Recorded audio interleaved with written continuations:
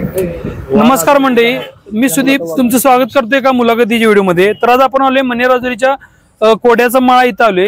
तर आता एक ऐतिहासिक मैदान पार पडणार आहे 9 तारखेला जे भव्य बैलगाडी शर्यतीचं आयोजन केलंय त्या ऐतिहासिक मैदानाबद्दल आता आपण दादांशी थोडी चर्चा करायला आलोय। तर आता बक्षीस ते काय काय आहे ते आता तुम्ही जाहिरातीच्या माध्यमातून बघितलं आहे, तसंच याचा उद्देश काय आहे ते आता दादांना आपण विचारूया। तर आपल्यासोबत आहे डबल महाराष्ट्र केसरी चंद्रदादा पाटील आहेत। तर दादा हे आता आपण तुम्ही एवढी मोठी शर्यत आयोजित केलाय सा, तर आता तिथं कसं एक जनरल पद्धत, पट्टा पद्धत, त्याचप्रमाणे श्वान शर्यत, तर आता ही संकल्पना तुमच्या डोक्यात कशी आली, एकाच ठिकाणी सगळं घ्यायचं काय?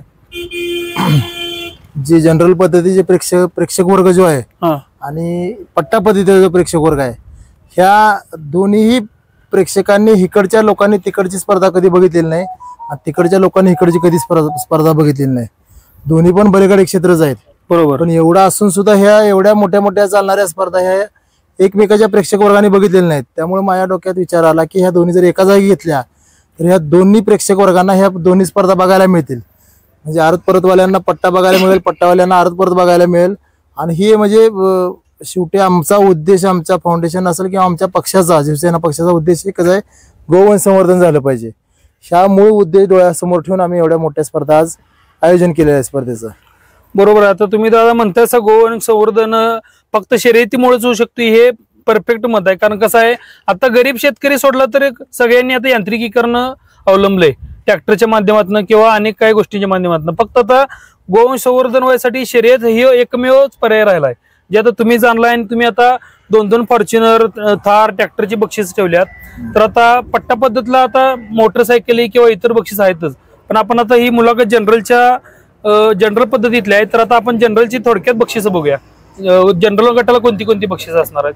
जनरलची बक्षीस ब गट, हे गट सगळं मी जाहिरातीच्या माध्यमातून बाहेर काढलेलं आहे। आज तुमच्या माध्यमातून एवढंच सांगतो की जनरलच्या ज्या स्पर्धा होणार आहेत, आजपर्यंतच्या इतिहासामध्ये कधीही एवढ्या मोठ्या पद्धतीची बक्षीस कोणी ठेवलेली नाहीत। बरोबर, माझा ठेवणा पाठीमागचा उद्देश काय हाही सांगितलेला आहे मी। येणाऱ्या काळामध्ये ह्या क्षेत्राला अधिकाधिक उंची कशी प्राप्त करता येईल आपल्याला, त्या दृष्टीने मी प्रयत्न करणार आहे। ही स्पर्धा झाल्यानंतर ज्या पद्धतीनं क्रिकेट असेल, खो खो, कबड्डी, कुस्ती ह्या अनेक खेळांची जी प्रो लीग होती, त्याच पद्धतीने ही स्पर्धा झाल्यानंतर मी बैलगाडीची लीग चालू करणार आहे आपल्या महाराष्ट्रामध्ये। त्यामुळे मी अजून जास्तीत जास्त एक क्षेत्र कसं उंचावर जाईल यासाठी प्रयत्न करणार आहे। मी एकच विनंती करतो जनरल सर्व सहभागी मालकांना, बैल मालकांना, बाकीच्या सगळ्या गोष्टी अण्णा आहेत, सूरजभाई सांगतील, पण ह्या स्पर्धेला प्रत्येकाने येत असताना कुठल्याही पद्धतीचा गालबोट लागल असं कृत्य कुणीही बैल मालकांनी करू नये। त्याची इथे गय केली जाणार नाही। त्यात अनेक प्रकार आहेत, ज्या पद्धतीने शासनाच्या नियमाप्रमाणे आणि जे तुमच्या बैलगाडीच्या जी संघटना असोसिएशन असेल त्याच्या नियमाला धरूनच स्पर्धा होईल। त्याच्या नियमाच्या बाहेर जो जाईल त्याची गय मी चांगल्या भाषेत सांगतोय की त्याची गय केली जाणार नाही। त्यात अनेक प्रकार आहेत, ते सगळे प्रकार मी सांगत नाहीत, प्रत्येक बैल मालकाला माहिती ते प्रकार कुठले कुठले आहेत। त्यातला कुठलाही एक प्रकार केला तर ती गाडी त्या बाद पण होईल आणि त्याला आमच्या वतीने शासन पण काय करायचं ते आम्ही ज्या त्यावेळेस ठरवू। पण फक्त माझं एवढंच म्हणणं आहे की माझा आज कुठलाही स्वार्थ नाही या स्पर्धेपाठीमागं। माझा बैल कुठल्या स्पर्धेत तिकडे इकडे कुठे धावणार नाही किंवा कुठे इलेक्शन तोंडावर नाही की जिथं मी उभा राहणार आहे। त्यामुळे माझं एकच उद्देश आहे की गोवंश संवर्धन झालं पाहिजे आणि ह्या बैलगाडी क्षेत्राला चालना मिळाली पाहिजे। ते मी जो प्रामाणिक भावना ठेवून जी आज स्पर्धा आयोजित करतोय तीच प्रामाणिक भावना सर्व बैल मालकांनी आणि गाडी मालकांनी ठेवावी आणि स्पर्धेला कुठलाही गालबोट लागणार नाही, कुठलीही तक्रार होणार नाही अशा दृष्टीने सर्वांनी प्रयत्न करावेत। आणि त्या पद्धतीने म्हणजे ज्या ज्या सूचना दिलेल्या आहेत त्या सूचनेचं सर्वांनी पालन करावं एवढीच मी आता तुम्हाला विनंती करतो। तर मित्रांनो, आताच दादांनी सांगितलं की कोणत्या प्रकारे स्पर्धा पार पडणार आहेत।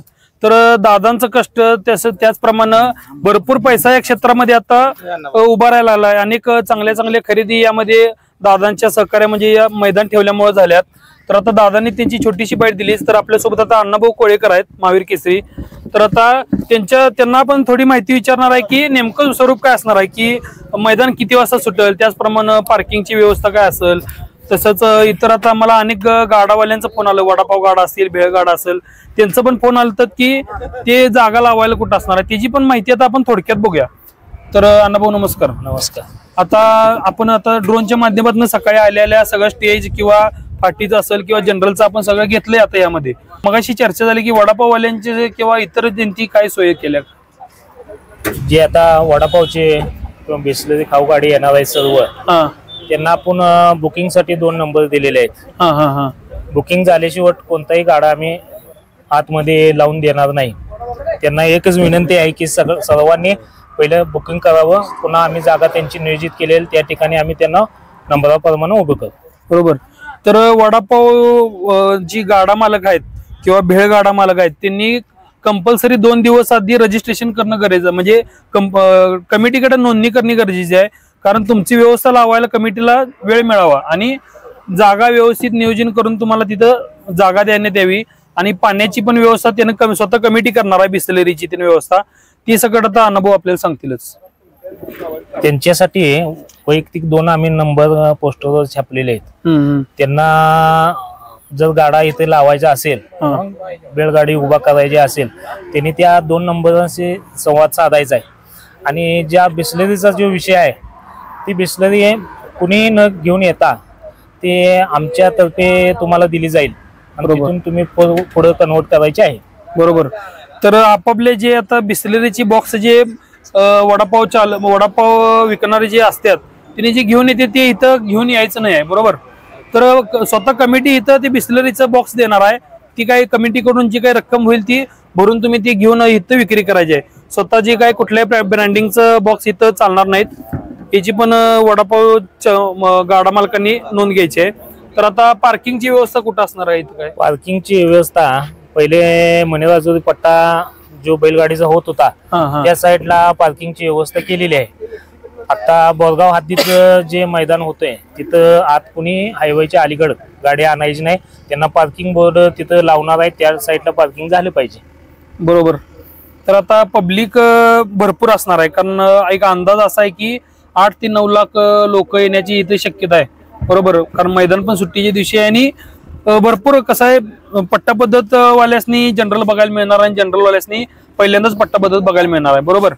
तर आता तुम्ही पब्लिकसाठी म्हणजे काय व्यवस्था केलाय? कारण जेव्हा गाड्या सुटतात आपल्या जनरलच्या तेव्हा कसं असतं, आता इथं फाटी पद्धत असते पट्टा पद्धतला. बरोबर.